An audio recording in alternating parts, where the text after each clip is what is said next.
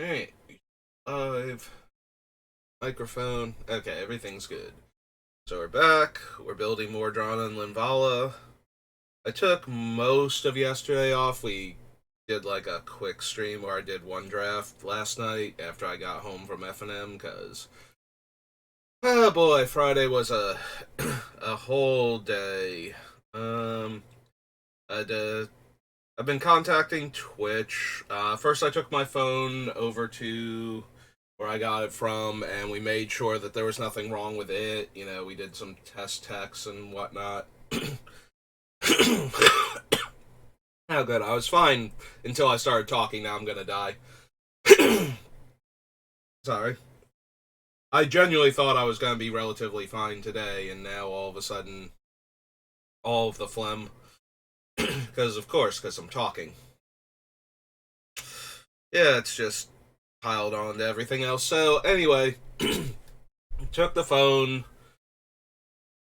to where I got it from. We did all the tests, made sure that wasn't on my end as far as we can tell. I can receive text from anybody else, apparently, but if I want to get the confirmation code for the Twitch onboarding, in order to set up a two-factor authentication, that one will not come to me under any circumstances.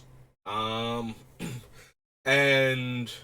now I'm going through Twitch, but I have to weed through the automated stuff because there's no option for "this is my problem" on there. Like, I can't type what my problem is until I get like 3 things deep. So now they're trying to solve problems that aren't actually my problems, that vaguely sounded close enough to my problem that was the right category, because you can't have nothing in those fields. So we got to get through all of that and all of the automated messages like, hey, you look like you can log in. It's like, logging in initially is not my problem. I cannot get the login code to set up two-factor authentication is the problem. But that wasn't an option for one of the predetermined things I could select. And if I tried to select onboarding process problems, that was not one of the things that could be a problem, because that's not normally a problem. I don't have normal problems. I have something that works for 10 billion other people does not work for me problems, is the type of problems that I have. Whenever I have an issue with something and I take it to a professional, their normal response is, I have never seen this before. That is a quote that I have from multiple people when I am dealing with technology that is not working properly. Is, I have never seen this before. I am a professional. I do this for a living. I have been in this business for 5, 10, however many long years. I do stuff way more complicated than what this should be on a daily basis. I have never seen this before. I don't know why it's not working. That is the type of problems that I have when I have problems. And it's always something incredibly, insanely simple that's not working properly. And, like, I literally cannot get a text message from Twitch to give me the code to set up two-factor authentication. How is that a thing? Like, we tried putting in other phone numbers that I have, you know, like, not mine, because otherwise I would just use those phones instead, but, you know, will it send it to, like, my brother? Yes, it would. If I had specifically his phone in my hand all of the time, I could use his phone instead. But he likes his phone and he has a lot of things set up on it, so, you know, we're not going to swap phones right now. And I don't want him to. I want this one to work, because I have never owned a cell phone before. Like, I am in my 40s. I used to deliver for a job, and I never had a cell phone. I only got this because I like streaming, and I would like to try and, like, build this up and make an actual thing out of it, but, you know, I would like to do a lot of things that people can normally do. Like, normally the problem is getting offered affiliate. It's not logging in with your cell phone is not normally the problem. How many minutes have I spent ranting about this? 5? Cool. Okay. Anyway, we're building Drana and Linval, and I'm gonna keep hacking and coughing because that is my life. Like, I can be fine for hours. I turn on the stream and talk for like 10 seconds, and I start hacking and coughing. Oh, by the way, speaking of airflow, you will probably have already noticed this, but there is going to be a faint hum every time I talk because it is insanely hot back here right now. Like, summer has officially started where I am, so. Which, should have cleared out some of my phlegm because my allergies tend to be like spring and winter. But apparently not. Apparently I'm just gonna suffocate every time I try to do a stream, so. Anyway, yeah, I'm like super depressed because of all this, and so like my anxiety has been off the charts the past couple days because I finally got to do something that I'm super excited to do, and then my dreams got crushed by a wall that should not be there, that is literally not there for anybody but me. Like, most people should, who have this dream of streaming on Twitch and it being their career and everything, have trouble getting offered affiliate. They don't have trouble logging in with their phone. Their phone is like the easiest hurdle. It's not even a hurdle. It's flat level ground that they casually walk across. For me, it's an impossibly high barrier that I cannot get over. Because that is how my life works. The insane things, no trouble. Like, roll them instantly. The normal stuff that everybody can do will destroy me. Anyway, I'm gonna keep ranting if I don't get back to this deck. So, when we stopped, we were working on, we had, like, put all of the removal down here, and we were trying to narrow it down to a handful of things.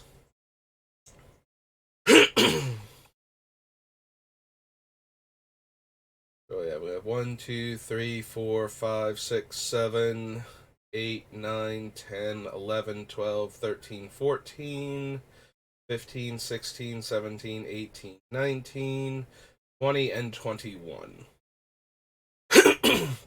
Yep, literally cannot stop clearing my throat now because it feels like I'm going to choke to death if I don't.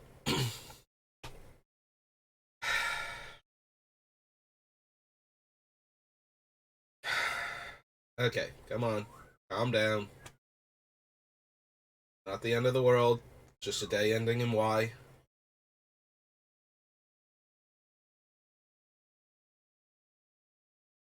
Alright. So, our catch-alls are, for non-lands. We have Vindicate, Utter End, Anguished Unmaking,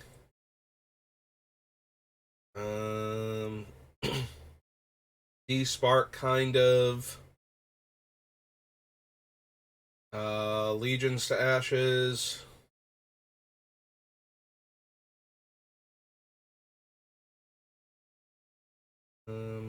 Generous Gift, and Excise the Imperfect. So right now we have 7 cards that can deal with basically any permanent that isn't specifically a land. Vindicate will destroy a land, and we do have we do have me dying, and we have Armageddon and Ravages on the list right now. I don't know, maybe I'm allergic to streaming. Maybe that's what it is.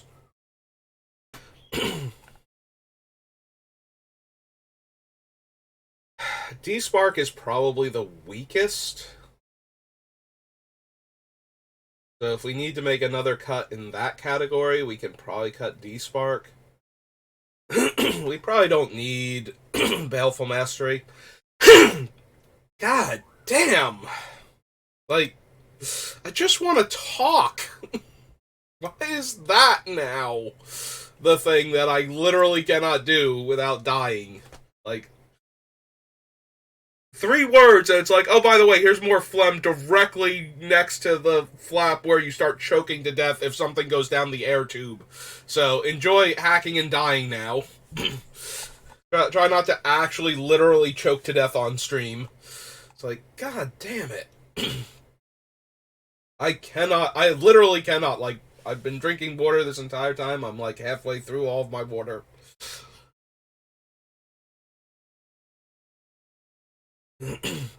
I cannot break this stuff up enough to get it, like, to stop choking me. Oh my god. Yeah, no, I am just having a wonderful time. Everything is great. Everything is wonderful.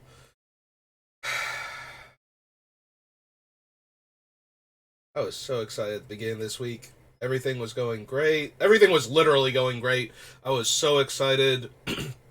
I have an artist that I was in contact with about the emotes that we were going to do and whatnot. And now we have to pause all of that again until I can figure out why I can't. Give me a second. I'm going to literally try and retch this up for a minute.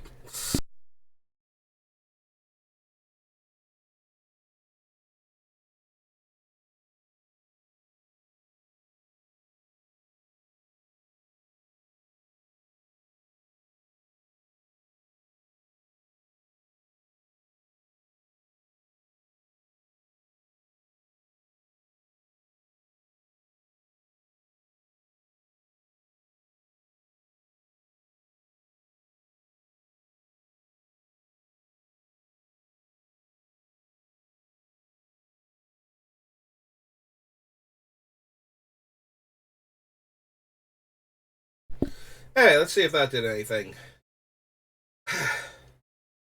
Yes, I did almost throw up. Thank you for asking. Ugh.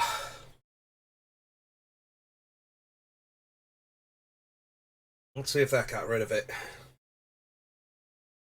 Okay, so Baleful Mastery we can probably cut.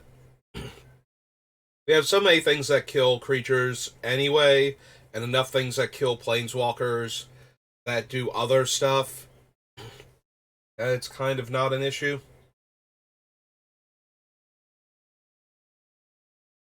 Alright, what's our artifact and enchantment hate look like now? We've got Aura, Return to Dust,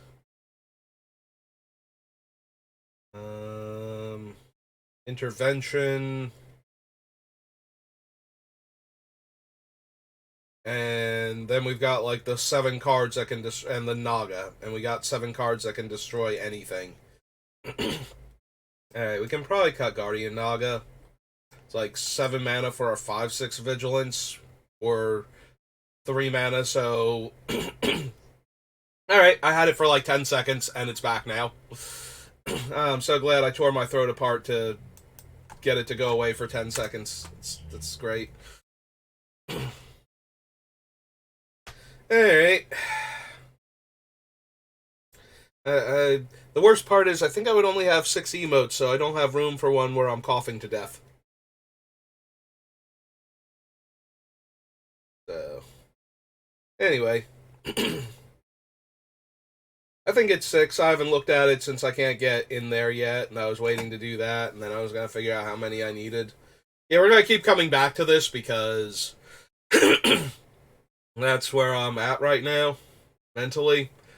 Like, I did just want to stream because I missed yesterday for building commander decks, and I wanted to get back into that, and I didn't want to let the deck sit too long, but my head is very much elsewhere, and I'm very self-conscious now about clearing my throat now that I listened to myself on that one stream where Newmont rated me to give me all of the people that I needed. And to have, like, and then, like, a stream that was more successful than most people's stream. Like, I know people that stream professionally that have half as many people as I had average for that stream because of Newmont. So that stream was was better than anything else I'm ever going to do, probably. Even if I do make affiliate and this does become a thing, like, if I had half that on a regular basis, I would be doing actually great. Like, that's less people, like, half of that is more people than, like, one of my favorite streamers to watch is Octo, Smelly Octopus. I've been following him for years because I used to play Kingdom Hearts Union Cross, and he was one of the best people you could go to. And yes, I also got thrown off by the name of his channel. Like, but he is a really nice dude, and he is a family man. He has a wife and 2 kids. Now, his wife does also work. He works from home so that he can be there with the kids, and when she comes home at night, he, like, they put the kids to bed, and then he starts streaming. And so, his primary workday is streaming, and everything else is taking care of the kids. But between the two of them, they are fine. Like, Octo is very good with his money, so he is able to figure out how to balance everything and have this be his job and have this be better than where he was working professionally while trying to do this as a side hustle. And he has, like, about 50 to 70 people on average. So, if I could get anywhere near that much, like, consistently, I would consider myself a successful streamer. Because if he can handle a family of 4 on that kind of money with a second income, I should be able to handle myself as a single adult. And I enjoy doing this way more than I enjoy my regular job. So, even with all the hacking and coughing and literally everything else. So, I would love for this to actually grow into something where it could be my career. And if it doesn't get to there, if it just stays like a side thing that I do for fun and I can make a few bucks off of it, that would be good enough for me to want to do that anyway. Like, if it was just like a little bit extra on the side, that would help so much. So, I was really super excited for this. Like, and then I run again. It's like a hurdle that's not a hurdle for anybody else. Like, nobody else is having this problem. If there's like 8 billion people on this planet, and like 1.5 million of them are streaming on Twitch, you know, none of them are having this issue, I don't think. Maybe one other person is. There's probably like one other person that is also like, nobody else is dealing with this. It's like, nope, it's you and me. I got you, fam. Bring it in, let's hug it out, because this is miserable. Like, everybody else's problems for trying to do this are completely different and way more predictable as being problems. Nobody else is like, no, my one phone that I have does not allow me to do this, while everybody else's phone, including everybody else around me, could do this if they wanted to.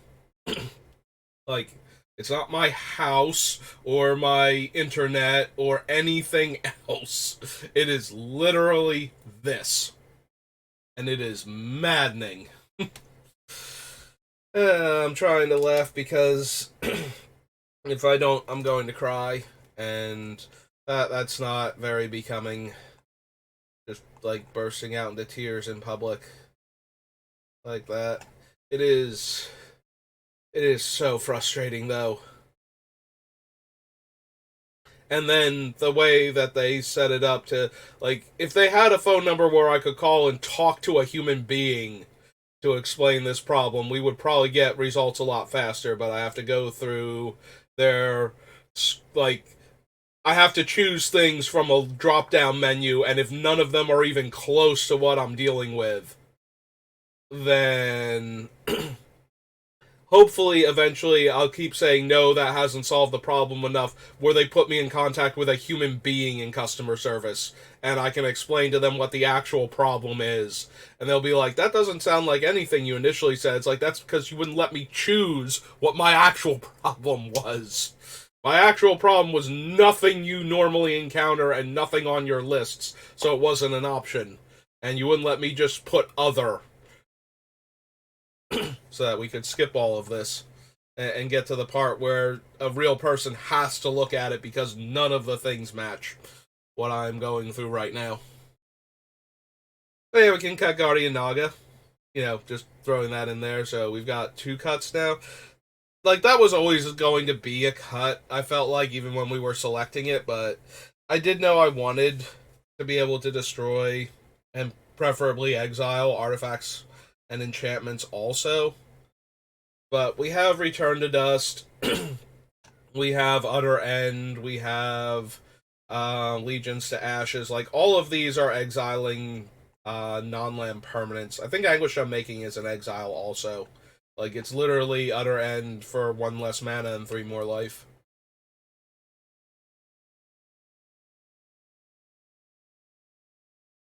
Excuse me. So I have Oubliette, and Oubliette is not on this list, right? Oubliette is actually up here under Arabian Nights. Yeah, it is. Oubliette, your removal. Get down here.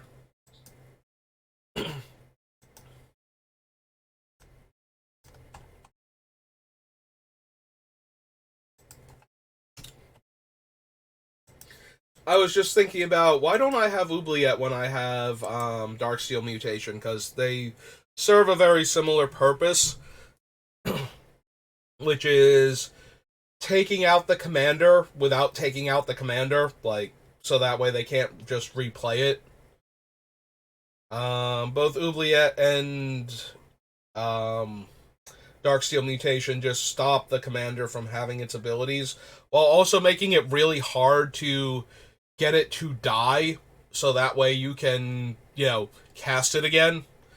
So Oubliette, technically what Oubliette does is it phases the creature out, so it's not exiling it, and it's not killing it in any meaningful way. So if your commander phases out, it just stays phased out until it can phase back in. So with Oubliette, they just never phase back in again, and they're just gone forever, and that's wonderful for us. Darksteel Mutation is a little more readily dealt with, in that if they can sacrifice their commander for anything, if they're a aristocrats, could not think of the word, style deck where they sacrifice cards for value anyway, they can very easily sacrifice the commander, even if we manage to sneak Darksteel Mutation onto them. So neither of those are foolproof, and they're both vulnerable to enchantment removal also, which will restore the commander. But they do deal with the commander in a way that no other cards really do. I guess Dryad Song is the next closest card like that, but having your commander be a forest or imprison the moon. Yeah, okay, so there's a couple other cards that are in the same vein in other colors that will just lock the commander out temporarily. But because they're all enchantments, they are all vulnerable to enchantment removal, so.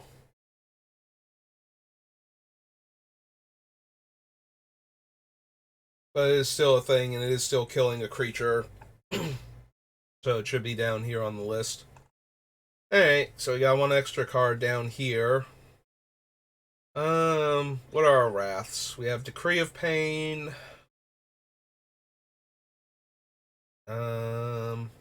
Settle the Wreckage. Righteous Fury, in Garrick's Wake, and Winds of Abandon, so we have 5. We probably don't need 5. We have 3 cards that hate on searching. We can probably cut the Righteous Fury.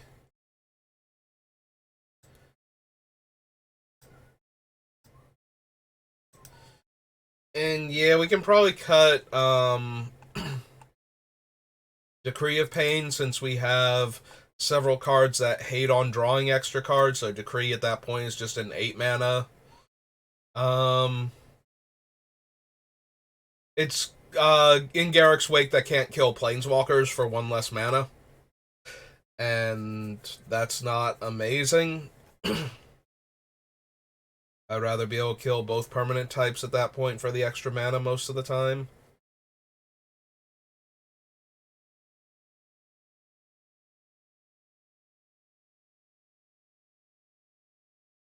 Alright, so if we get rid of those 4... Oops. First of all, you should be able to find Decree. Oh wait, hang on. I put a G there. There we go. Sorry, I was spelling degree instead of decree. But yeah, we get rid of Decree of Pain. Fury.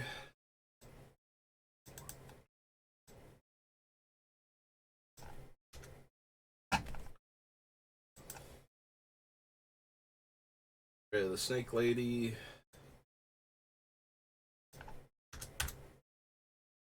And Baleful Mastery.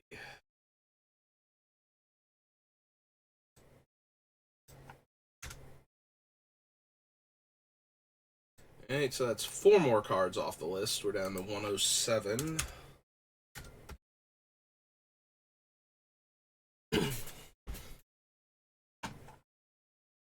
Alright. So we had a good starting point, if I wasn't so busy rambling and complaining. But now that means we're back up here. And I need to go through all of the cards again. Again, Demonic Tutor, Cormuspell, Meekstone, Soul Ring, Swords, Winter Orb, Oubliette, Chains of Mephistopheles, Kismet, Land Tax, Tabernacle, Dust to Dust, Enlightened Tutor, Blanket of Night, Vampiric Tutor, Aura of Silence, Mana Web. Mana Web's probably tap, like, we could probably tap that, or tap that. I'm thinking of things that tap our opponent's stuff, and it's like, we could probably cut Mana Web. A little low on the power level scale. Null Rod, Static Orb. You can also probably cut the Portcullis. In fact, I think the Portcullis can go. If we're stopping comes into play abilities, and we happen to shut down like all of our opponent's creatures, like they don't even get to exist at that point, like we're doing okay. But we have so many mass removal for tokens and ways to stop creatures from coming into play. The nice thing about Portcullis is the what's her name? Containment Priest would absolutely ruin if they blew up Portcullis, but I don't think we need that effect.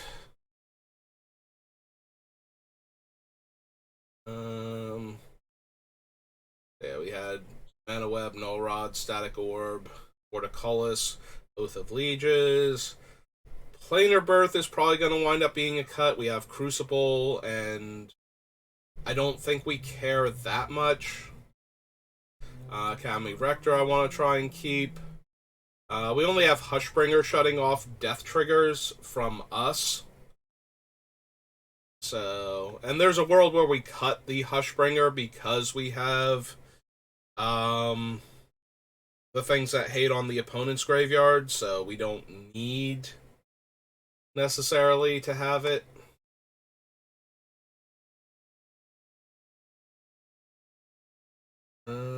Probably want to keep Storage Matrix as another thing that's stopping the opponent from...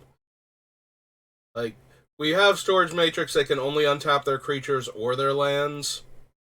They could also choose artifacts, but we have enough things that shut off artifacts that we probably don't care, or they probably don't care about their artifacts at that point because they're not doing anything. Windborn Muse, Transfixer. Yeah, Transfixer and Blink Mothwell are ways to tap our own artifacts, because no other creatures, enchantments, or lands in white-black let us tap our own artifacts. And trying to do it with an artifact does not work if we are shutting down activated abilities on artifacts.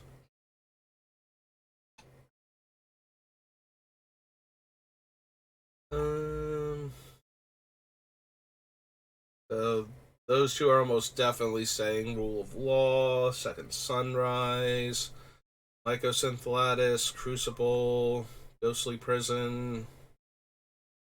Grave Robber can stay right now because we might actually need to be able to exile cards that got into the graveyard before we got one of our things that hates on cards going to the graveyard. So we have like that and Bojuka Bog on the list for that eventuality. We have Leyline as one of the cards that just stops cards from ever getting into their graveyard. Spelltithe Enforcer, Herald of Leshrac to steal their lands, Angel's Grace to stop us from losing the game randomly, and buy us time.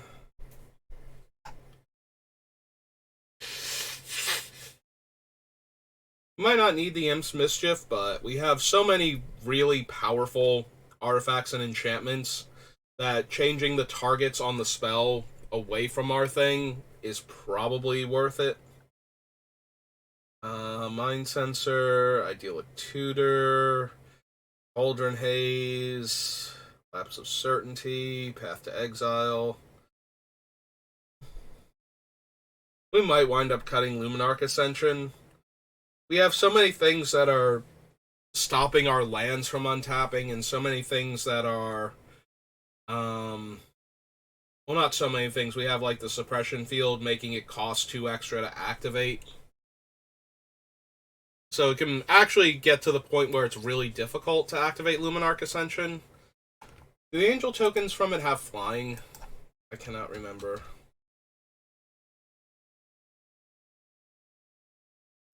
Have flying. Have vigilance.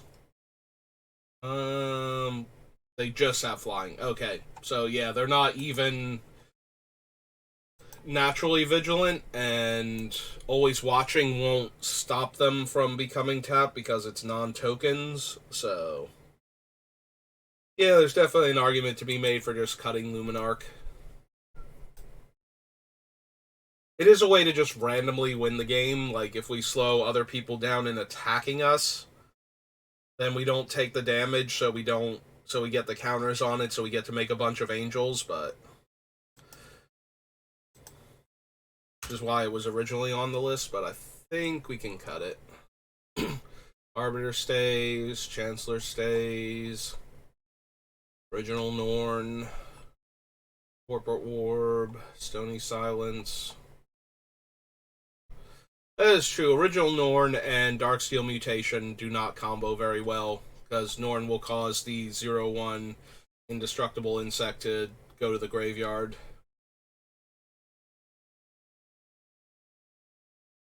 Avacyn, Blind Obedience, Spirit of the Labyrinth, Always Watching, Anguished Unmaking, Becton Stone, Second Thalia, Restoration Specialist, good old Mirage Mirror.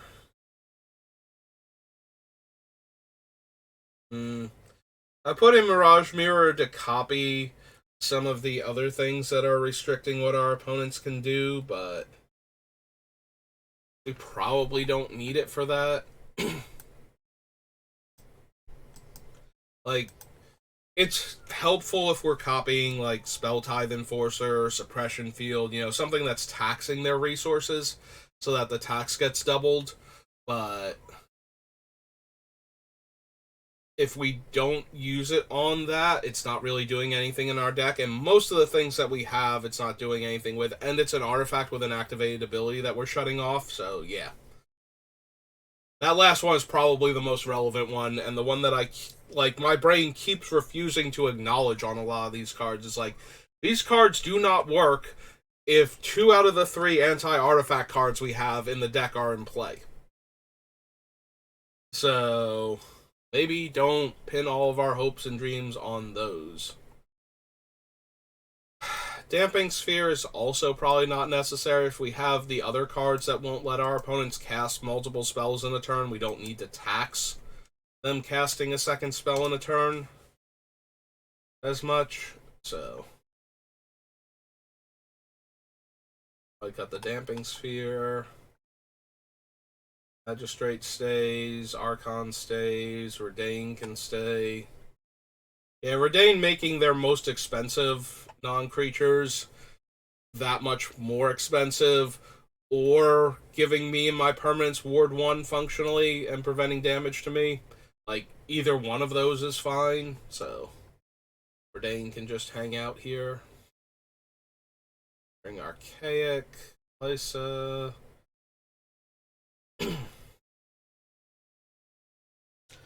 Brilliant Restoration. That's one of the ones where I put it on the list originally, and I'm still wondering if it shouldn't be something like Open the Vaults, since we have so much graveyard hate.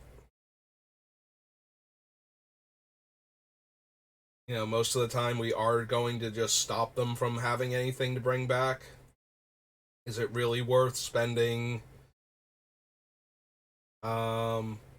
not only the extra mana, but the more color-intensive quad white for it? Because I think we cut Replenish already. I don't remember seeing it when we were looking at, like, Academy Rector. Since it doesn't bring back artifacts. And we are using a lot of artifacts to lock our opponents out of the game.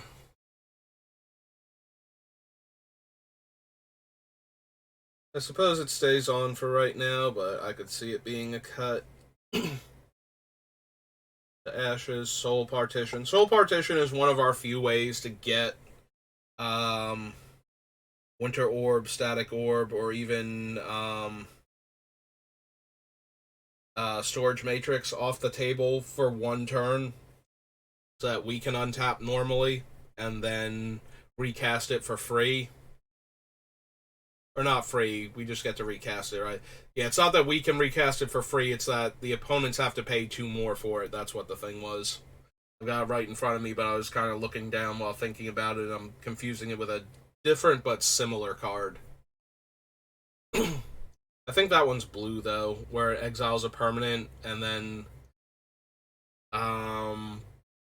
the permanent's owner can cast it for free. So the idea is that you exile it and it's gone for a turn, because they normally can't cast it at instant speed. So they won't be able to cast it again until their next turn, and then they won't be able to attack with it if it's a creature normally, so. But yeah, same basic effect. We do have to recast our orbs or whatever we flicker with it, but it does flicker it where we need it flickered, basically. Like, it exiles it until we recast it, so we exile it on the last player's turn before ours, and then untap normally.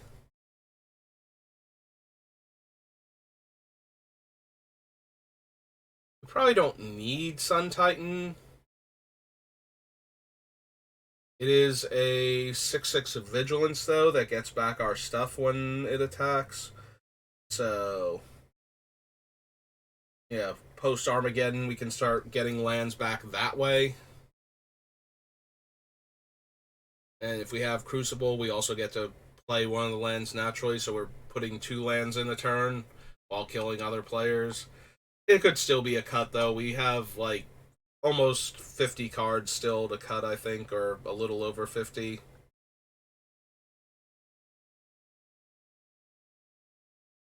So it's still very much a card we could wind up cutting. I like the Archangel of Tithes because they might not be able to block once we're already winning, so we give this thing Vigilance and just keep attacking. They won't be able to pay for blockers. So having all of our stuff be unblockable because our other cards are working seems good. The Prelate is interesting because we have to guess what card is going to ruin us. And the mana costs for the cards that ruin us are kind of all over the place, but we're basically going to be naming things that would destroy all artifacts and enchantments a lot of the time. So 6 is usually a good number to go for, as it locks out things like Farewell, Merciless Eviction, some of the destroy all, like, choose one. I think the Nova is 6. I could be wrong. The Nova could be 5, where it's like 2 white and 3 and lets you choose creatures or artifacts and enchantments. I know Purify is 5. Jockey Hulps is 6, but you usually see Obliterate more than Jockey Hulps, so. And Jockey Hulps, I don't think can destroy enchantments. That's like one of its things, is that it doesn't blow up enchantments because it's red. So that one's not as bad. I think Wave of Vitriol is also 6, so that's another one that we're stopping.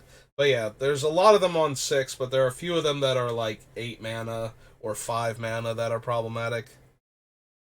I cannot remember if the winds that the hybrid white-green from Shadowmoor is 6 or not. I think it is, but it might be 7, because it gains you life equal to the total casting cost of everything you destroyed, so.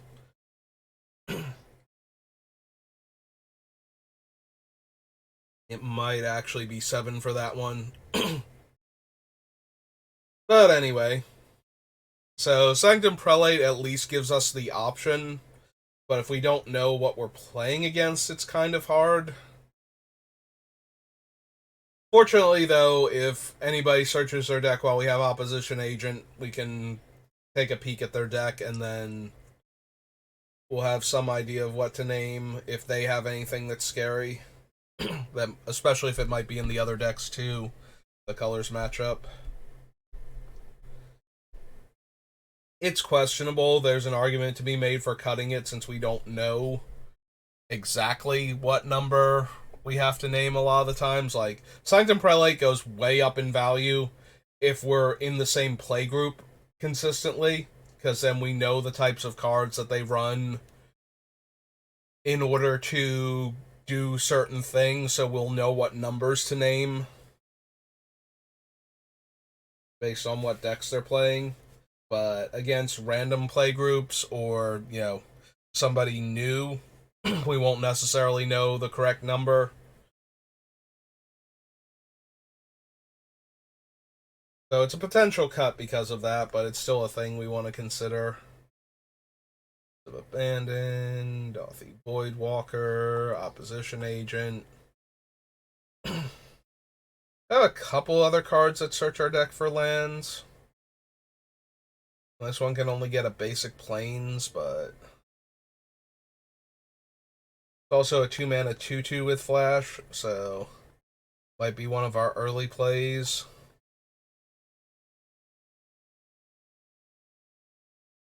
Protection, Flawless Maneuver, Cosmic Intervention. Drumbellower is just as a backup to Always Watching, so that way we can untap our stuff. Grand Crescendo, Hourglass Pendant. We can probably cut Second Sunrise. We have Hourglass Pendant and Cosmic Intervention. We probably don't need 3 of that effect. It is another way to get around board wipes that kill our artifacts and enchantments, and it allows us to focus more, like, at that point, if we have one of those, we name 6 because that cancels out Farewell and Merciless Eviction, which are 2 of the more powerful exile effects. If Wave of Vitriol is also 6, since it's a mass sacrifice, that would also be a thing. But yeah, we can probably cut Second Sunrise then.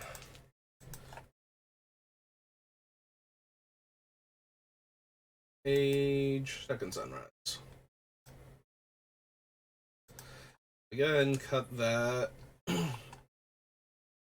And there was one of the early ones I was looking at and thinking about cutting. Oh, Replenish is still on the list. Alright. Alright. Planar Birth was one of them, but I don't think that was it. I think it was one of... Oh, Mana Web. That was the one that's like a weird... Works with our other stuff because it... You know, if they have to spend a lot of time untapping their lands, they can't just cast a cheap spell that turn without tapping a bunch of their other lands of that color that can produce that color. So let's say they're like a 2-color deck and they've been untapping a land every turn and then they top deck like a 2-drop they want to cast. If they're not careful, they might wind up tapping all of their lands to cast that 2-drop because of how Mana Web works. So that's one of the reasons to run it. It's still not amazing though, and we need room, so it can probably go. It's one of those ones that needs one of the other ones already in play in order to do what we wanted it to do, and then it's only okay at that job, so 4, 5, 6. Let's go ahead and cut these 6. This is down to 101. Alright.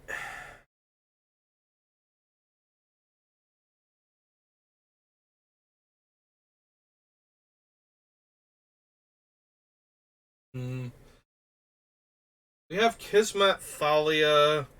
The Archon only makes non-basic lands come into play tapped, so that's not helping. I'm trying to think if we actually need Blind Obedience.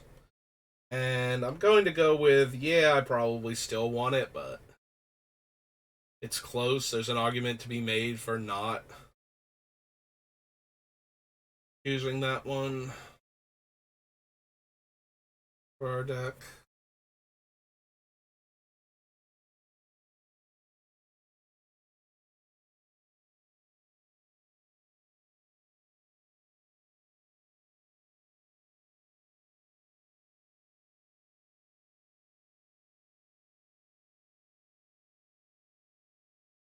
Suppression Field is a little bit tempting, but most of our things aren't even activated abilities that aren't mana abilities. Like, most of our stuff is triggers and statics. Our main activated abilities are like the Grave Robber. When we had the Ascension, I forget if we actually cut it now or not, or if I just talked about doing it for like 10 minutes and then didn't because it might be okay.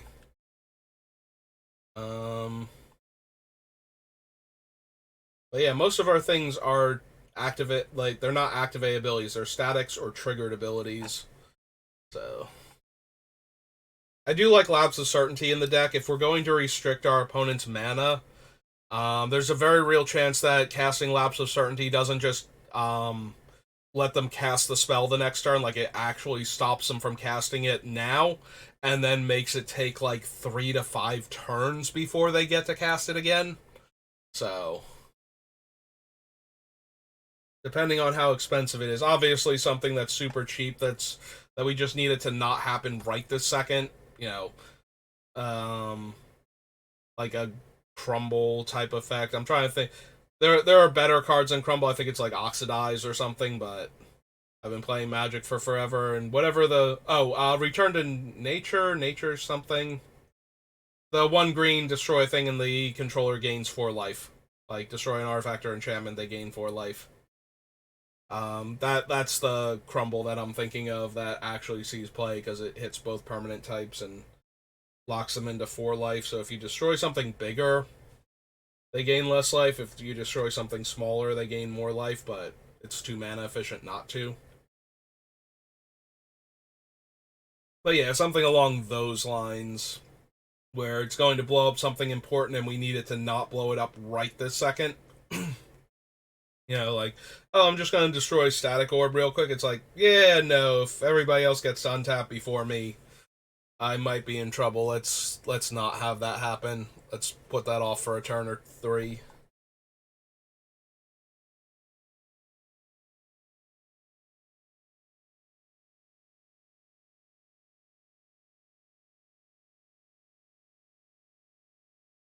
There's a chance we cut the Elishnorn. You know, just because it doesn't interact with Darksteel mutation. She is a 4/7 vigilance though, and she makes all of my other creatures stronger. Which is actually a minor problem if I was using little creatures to attack with. Underneath all of the things don't let our creatures untap.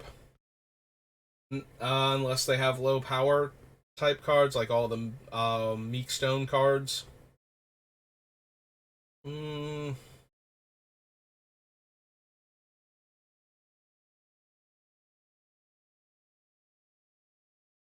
yeah, it's. Uh, I'm gonna leave Norn for right now, but she's definitely something we could consider cutting.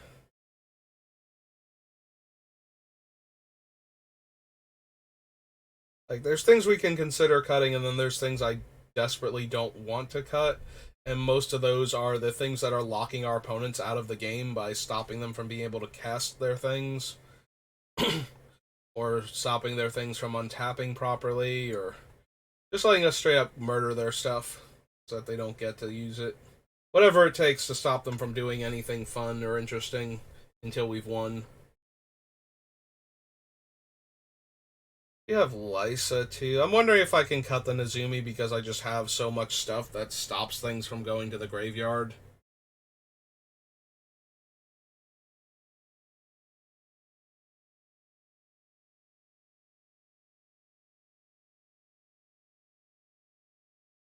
I do keep forgetting we have things like Lysa in the list. We could be using her to as our backup for getting rid of things. It still doesn't let her eat things out of the graveyard, but we do have a Bojuka Bog too, so.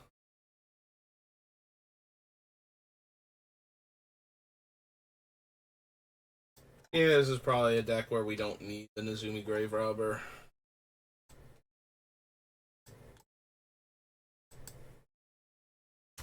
Sorry, Night Eyes. Not make the cut this time.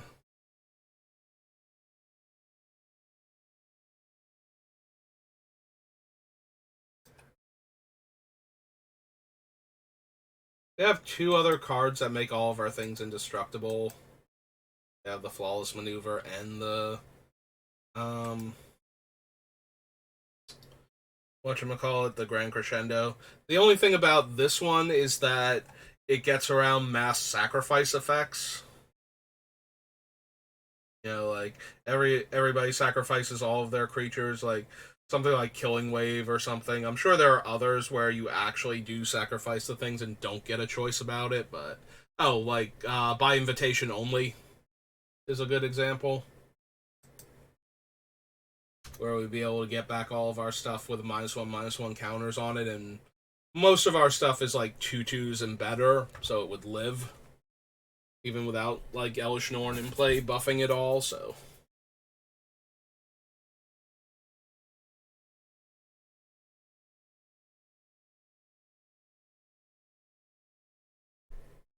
that's true. Spirit of the Labyrinth would die. Is one of our very few 1 toughness creatures naturally.